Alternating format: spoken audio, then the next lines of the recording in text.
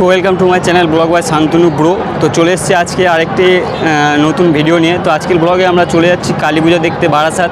তো শিয়ালদা থেকে বারাসাত যেতে কত টাইম লাগবে, কোন কোন ট্রেন যাবে, সমস্ত কিছু বিবরণ আমরা দেবো। তো এখন চলে এসেছি শিয়ালদায়, চলুন আস্তে আস্তে ভিতর দিকে এগিয়ে যাই এবং দেখে নেবো কোন কোন ট্রেন যাচ্ছে। চলুন এগিয়ে যাই। তো প্রথমে আপনারা চলে আসবেন শিয়ালদার সাউথ লাইনে। এখান থেকে আপনারা হাবড়া লোকাল বা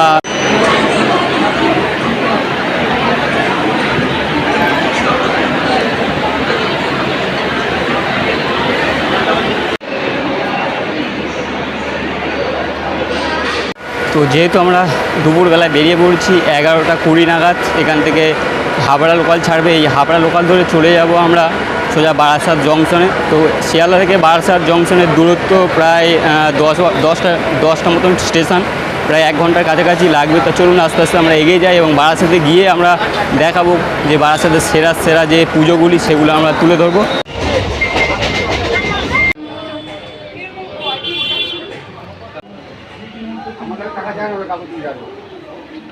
স্টেশনের পাশেই দেখতে পাবেন এই সুন্দর সুন্দর যে মণ্ডপগুলি, অসাধারণ। এখানকার যে মণ্ডপের কারুকার্য খুব সুন্দর, না দেখলে আপনি বুঝতে পারবেন না যে বারাসাতে এত সুন্দর কালী পুজো হয়। দেখতে পাচ্ছেন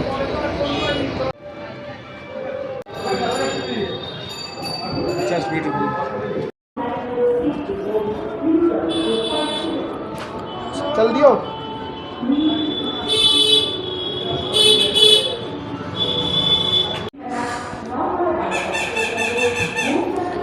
তো এখানকার যে মণ্ডপ দেখতে পাচ্ছেন, এখানকার মণ্ডপটি রাজস্থানের সেই সংস্কৃতির আদলে তৈরি করা এই মণ্ডপ।